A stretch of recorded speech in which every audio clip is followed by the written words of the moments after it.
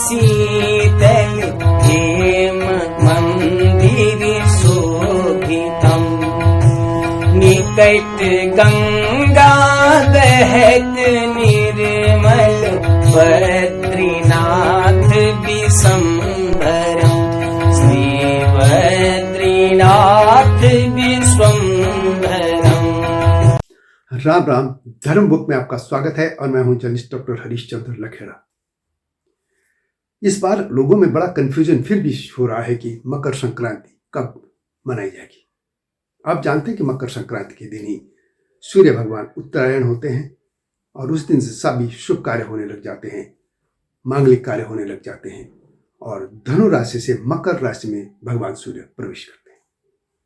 और ये पूरा पहले से कैलकुलेशन हमारे जो पंचांगों में ये होता रहा है, जिसमें अधिमास मलमास करके जो भी आगे पीछे हो जाता समय उसको बैलेंस कर दिया जाता है। और ये भी है कि कुछ 70-75 साल में ये डेट बढ़ती चली जाती है।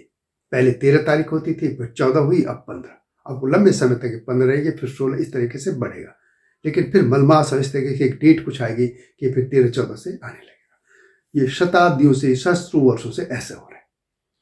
लोगों का ये कंफ्यूजन दूर हो इसलिए मैंने बात की है प्रकांड विद्वान, जिनको आप टेलीविजन चैनलों में देखते होंगे, आचार्य डॉक्टर गोविंद बल्लभ जोशी। वो आपको बताएंगे विस्तार से कि मकर संक्रांति कब है 2024 में।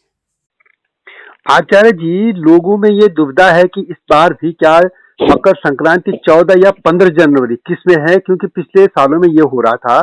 तो इस बार 2024 में कब है मकर संक्रांति? देखिए डॉक्टर लखेड़ा जी, हमारे यहाँ तिथि पर्वों का निर्धारण सूर्य और चंद्रमा की गतियों से होता है। तिथियां चंद्रमा से हैं और संक्रांति सूर्य की एक राशि से दूसरे राशि में संक्रमण से मानी जाती है। और उसी को महीना कहते हैं। जैसे महीने को ही संक्रांति कहा जाता है ना। 12 महीने हैं तो 12 संक्रांतियां होती हैं। तो जिस राशि से 30 दिन तक सूर्य 31 दिन तक 30-31 की जो गणना है, उसमें सूर्य जो है उस राशि में, उस आकाश गंगा में स्थित रहता है जी। वही 12 राशियां 12 संक्रांतियां कहलाती हैं। 12 महीने हैं। मेष संक्रांति वैशाख से शुरू होती है। उस समय मेष राशि में सूर्य होता है। मकर संक्रांति का मतलब है धनु राशि से मकर राशि में सूर्य भगवान का संक्रमण होना। उस दिन से पृथ्वी का उत्तरायण भी शुरू हो जाता है, माघ का महीना प्रारंभ होता है जी। तो उस गणना के आधार पर धनु राशि से मकर राशि में सूर्य भगवान का जो प्रवेश हो रहा है 14 तारीख की जो रात्रि है 2:54 पर, अंग्रेजी के हिसाब से उसको AM बोल देते हैं, प्रातः 2:54 अंग्रेजी के हिसाब से जी। हाँ, वो मकर में प्रारंभ हो जाएंगे और प्रातः पूरे 1 महीने तक मकर में रहते हैं।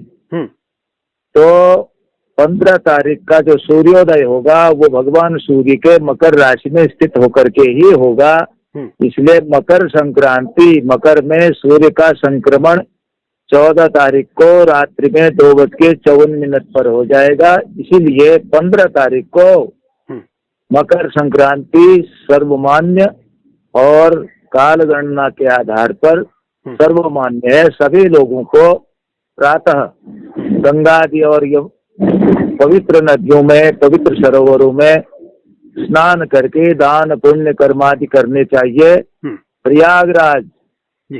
प्रयागराज में जहाँ त्रिवेणी गंगा यमुना सरस्वती संगम है, वहाँ पर 1 महीने का कल्पवास शुरू हो जाएगा। 1 महीने तक कुंभ की तरह पूरा प्रयाग का संगम तट सजा रहता है। साधु संत अखाड़े ऋषि मुनि और सारे भक्तजन वहाँ पहुँचते हैं।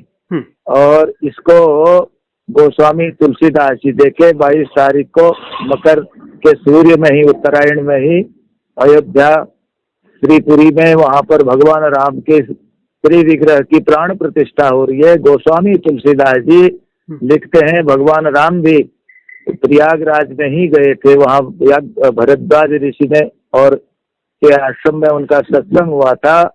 माघ मकर गत जब रवि होई, तीरथ पति सबको, माघ मकर गत जब रवि होई, तीरथ पति आवा सब कोई, मज्जन फल देखिए तत्काला, काग हो पिक बकही मराला। इसीलिए 15 तारीख का जो उदयमान सूर्य होगा, उसकी किरणें प्रातः काल जब जल में, नदियों में, सरोवरों में पड़ेंगी, वो अमृत योग बनेगा और वही मकर संक्रांति का पुण्य काल और अमृत काल है जी। ये कह सकते हैं हम। ऐसे भी यदि हम अंग्रेजी कैलेंडर के वो टाइम के हिसाब से भी देखें, हम तो खैर सुबह 4 बजे से मानते हैं सूर्योदय पे, लेकिन रात को भी वैसे 12 बजे के बाद यानी 2:54 यानी AM पे आपने कहा, तो वो भी 15 हो जाती है अंग्रेजी महीने से भी। वो भी अंग्रेजी की भी 15 हो गई। हाँ, अंग्रेजी और भारतीय काल गणना के आधार पर जिसका दिन है उसी की रात्रि है। जी जी जी, हाँ हाँ, जिसका दिन है उसी की रात्रि है। अगर आज सोमवार है तो सोमवार की ही रात्रि है। हाँ हाँ। ये तो इन्होंने ग्रीनविच समय को इसलिए माना, वो भी ठीक ठाक नहीं है। अब कि हम देख रहे हैं वैज्ञानिक इस प्रयास में लगे हुए हैं। भारत की प्राचीन जो काल गणना हुई है वो कर्क रेखा से मानी जाती है, वो श्री उज्जैन से। उज्जैन, हाँ, तो उज्जैन ही पृथ्वी का मध्यस्थ है, वही काल गणना का है ना, भूमध्य रेखा का जो केंद्र है। तो इसीलिए उज्जैन की काल गणना ही सर्वमान्य है। ये वर्तमान में जो चल रहा है उसके आधार से AM PM कर देते हैं, तो दिन कब है रात कब है, रात का पता नहीं चलता है। इसीलिए भारतीय काल गणना ने अभी भी समय को उचित स्थान दिया हुआ है जी। अंग्रेजी में 25 साल के बाद कंप्यूटर ये खराब न हो जाए, फिर उसको व्यवस्थित करने लगते हैं, दिक्कत हो जाती है। हमारे यहाँ तो आदिमास क्षय मास आदि से समय की गति को, चंद्रमा की तिथियों की जो गणना है उसको व्यवस्थित कर लिया जाता है। यही भारतीय काल गणना प्रमाणित है और उसके आधार पर 15 तारीख को ही मकर संक्रांति है। और सभी को, आपके श्रोताओं को जो सुन रहे हैं और आपके द्वारा किए जा रहे इस, यद्यपि भ्रामक प्रचार भी हो जाता है हमारे यहाँ, ये नहीं कि वो कह दिया जिसने जब चल रहा है तो तब चल रहा है। पहले 14 तारीख के आसपास ये क्रम चलता था, 13-14 को 13 को लोहड़ी, 14 को संक्रांति। लेकिन अब 3-4 साल से ये पुण्य काल 15 तारीख को ही पड़ रहा है जी। तो इसलिए ये अभी बहुत समय तक ये काल 15 तारीख को ही संक्रांति, मकर संक्रांति 15 को ही होगी। और इसीलिए सभी को हमारी हार्दिक शुभकामनाएं। दान पुण्य एक दूसरे के, है ना, हमारे यहाँ स्वयं को कष्ट में रख करके दूसरे की सुख की कल्पना की जाती है। और एक और चीज जरा देख लीजिए, आपके पास ये पंचांग पड़ा है, तो उसमें जो मकर संक्रांति का कोई पुण्य काल ऐसे भी होता है ना, हर दिन का कोई पुण्य काल टाइप कुछ होता है इसमें क्या? पुण्य काल 4 बजे से शुरू हो गया, क्योंकि रात्रि में स्नान वर्जित है। हाँ, तो सुबह सूर्योदय, जब सूर्योदय होगा तभी माना जाएगा ना। देखिए, पुण्य काल तो प्रातः की लालिमा तो आ जाती है। हाँ, पूर्व दिशा में अरुणोदय हो जाता है। अरुण यह मधुमय देश हमारा, जयशंकर प्रसाद जी भी लिख गए हैं। तो जब अरुणोदय हो गया 4 बजे, तो पुण्य काल प्रारंभ हो गया। और 4 बजे से लेकर के ये जो है सुबह 9, 10, 11 बजे तक, मुख्यतः 4 बजे से लेकर के 9 बजे के मध्य में ये है। और जो लोग साधु संत यति वृंद तपस्वी सुबह ही चले जाएंगे, बाकी सदग्रस्त थोड़ी देर में भी जाएंगे। सूर्योदय के समय मैं सदग्रस्तों के लिए कहूंगा, वो लोग ज्यादा अपने को ज्यादा कष्ट में न रखें, धर्म को माने और अपने को कष्ट में न रखें। धर्म को मानना जरूरी है। जनाने वाले, बताने वाले आप हम सब लोग हैं। तो इसीलिए वो लोग सूर्योदय के समय गंगा स्नान, यमुना स्नान, तीर्थ स्नान करें और खिचड़ी आदि, तिल के बने हुए लड्डू है, रेवड़ी गजब जो पृथ्वी से प्राप्त जो हमारा इस ऋतु में है, उसका खान पान, उसका दान करें और एक दूसरे की शुभकामनाएं करें, एक दूसरे को आशीर्वाद दें। परस्पर देवो भव, भारतीय संस्कृति कहती है परस्पर देवो भव, एक दूसरे के सुख की कल्पना करें।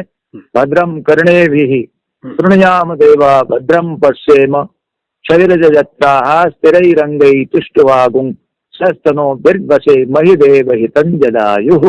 जी, चलिए आपने हमारे दर्शकों को बहुत अच्छी जानकारी दे दी है, लोग बड़े कंफ्यूज थे।